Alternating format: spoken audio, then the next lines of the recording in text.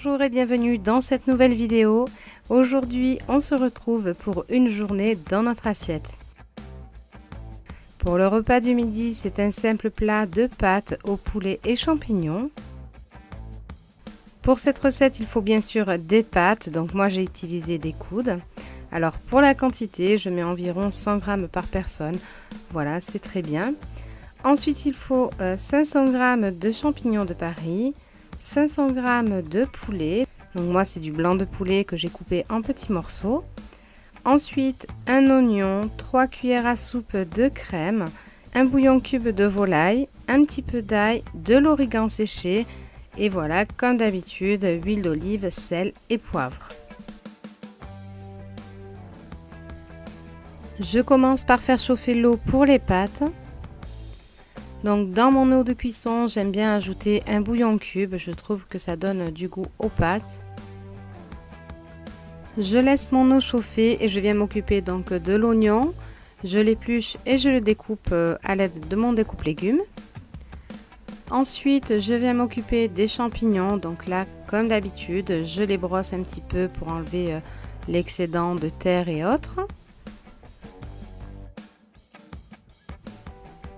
Et je viens les découper. Alors là, j'ai pas utilisé de robot parce que je voulais avoir des morceaux de champignons plutôt conséquents.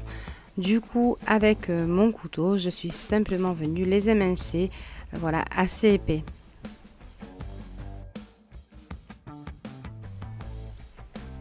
Dans une grande poêle, je viens verser un filet d'huile d'olive.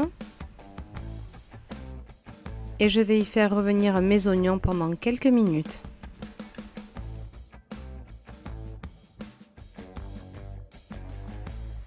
L'eau est arrivée à ébullition, donc je viens y plonger les pâtes. Je remue un petit peu pour éviter que les pâtes ne collent entre elles. Je remets le couvercle et je laisse cuire pendant 10 minutes. Mes oignons sont bien revenus, je viens maintenant y ajouter mes morceaux de poulet. Et là, je laisse à nouveau cuire quelques minutes jusqu'à ce que le poulet soit cuit à cœur.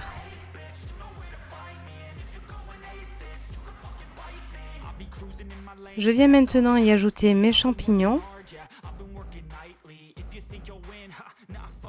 Je mets un couvercle sur mon plat pour que les champignons puissent se réduire un petit peu. Maintenant que les champignons prennent un petit peu moins de volume, je mélange. Et je peux maintenant y ajouter ma crème, l'ail séché ainsi que l'origan séché. Je sale et je poivre.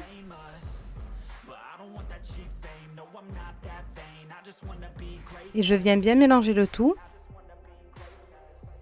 Je remets le couvercle et je laisse tranquillement chauffer pendant quelques minutes.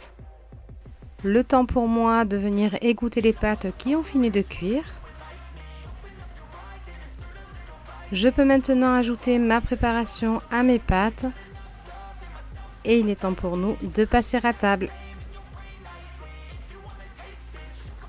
Pour la recette sucrée de cette vidéo, ce sera une mousse aux 3 chocolats. Comme son nom l'indique, il faudra faire 3 mousses. Donc pour la première mousse, ce sera la mousse au chocolat blanc. Pour cela, on aura besoin de 2 œufs, de 10 centilitres de crème de préférence entière et 100 g de chocolat blanc. Pour la mousse au chocolat au lait, on aura besoin seulement de 100 g de chocolat au lait et 2 œufs. Et enfin, pour la mousse au chocolat noir, on aura besoin de 100 g de chocolat noir, 2 œufs et j'ajoute une cuillère à café d'arôme vanille dans le chocolat noir, tout simplement pour obtenir la même texture que les 2 autres mousses.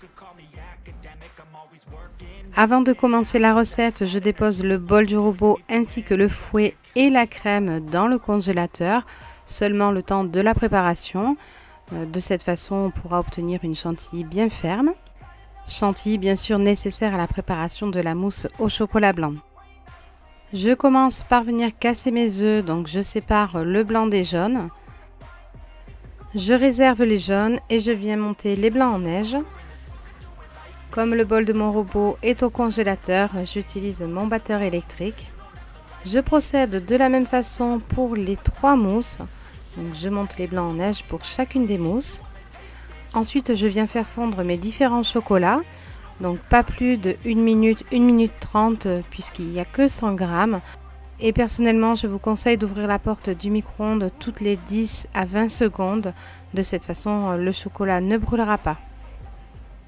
Tous mes chocolats sont fondus. Je vais attendre quelques minutes pour que ça refroidisse un petit peu.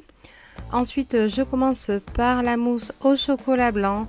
Donc dans mon chocolat, je viens déposer les 2 jaunes d'œufs.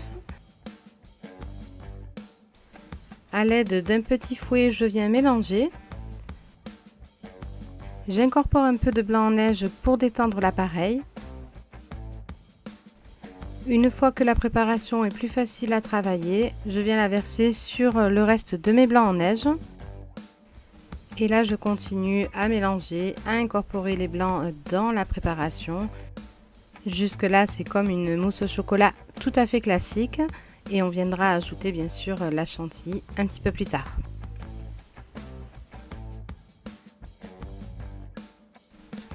Je procède de la même façon pour les 2 autres mousses.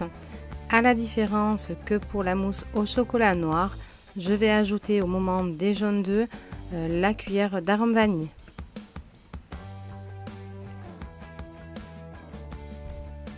Je réserve la mousse au chocolat au lait ainsi que la mousse au chocolat noir dans des tubes de buée.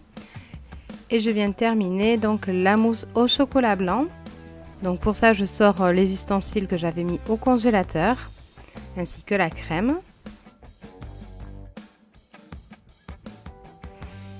Je viens fouetter ma crème pendant 3-4 minutes, puissance 7, donc ça correspond à puissance maximum de mon robot.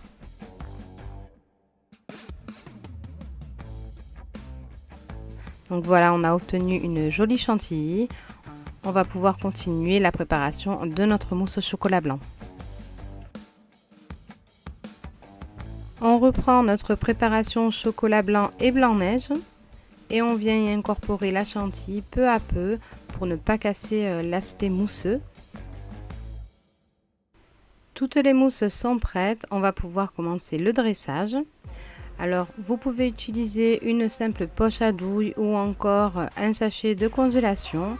Pour ma part, je vais utiliser mon pistolet à piston de chez Debuyer.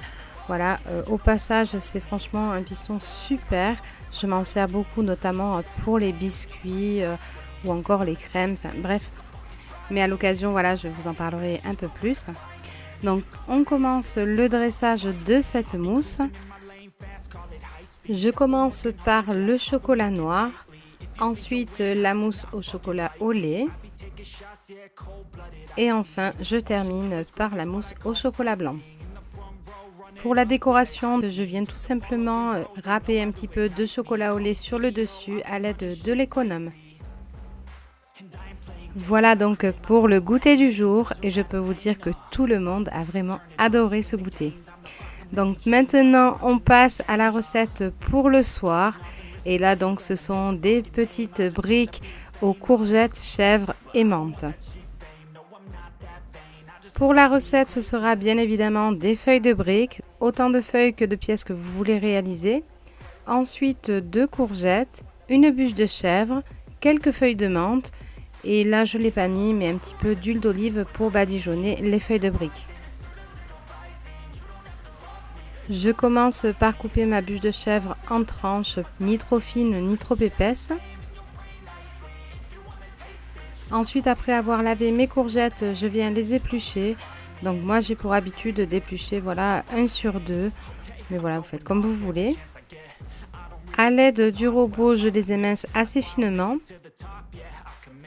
Je dépose une feuille de brique sur une assiette et à l'aide d'un pinceau, je viens badigeonner d'huile d'olive. Au centre de la feuille, je viens déposer des courgettes. Donc là, vous mettez la quantité que vous souhaitez. Et enfin, je viens déposer sur les courgettes le fromage. Moi, j'ai préféré mettre 2 tranches. Mais voilà, si vous préférez 3 tranches ou plus, à votre guise.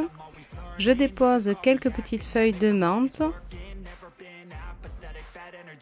Et je viens les replier. Pour le pliage, c'est très simple, je le plie tout simplement en 4 sur lui-même. Je dépose sur la plaque habillée du cile-pâte. Et pour la cuisson, c'est 15 minutes à 180 degrés. Avec ce temps de cuisson, vous obtiendrez des courgettes plutôt croquantes. Si vous préférez les faire cuire un peu plus longtemps, faites attention de ne pas faire brûler la feuille de brique qui ne résistera pas longtemps à la chaleur. Cette vidéo est terminée, j'espère qu'elle vous aura plu. Comme d'habitude, si c'est le cas, n'oubliez pas de liker, partager et vous abonner si ce n'est pas fait. Je vous embrasse et je vous dis à très bientôt.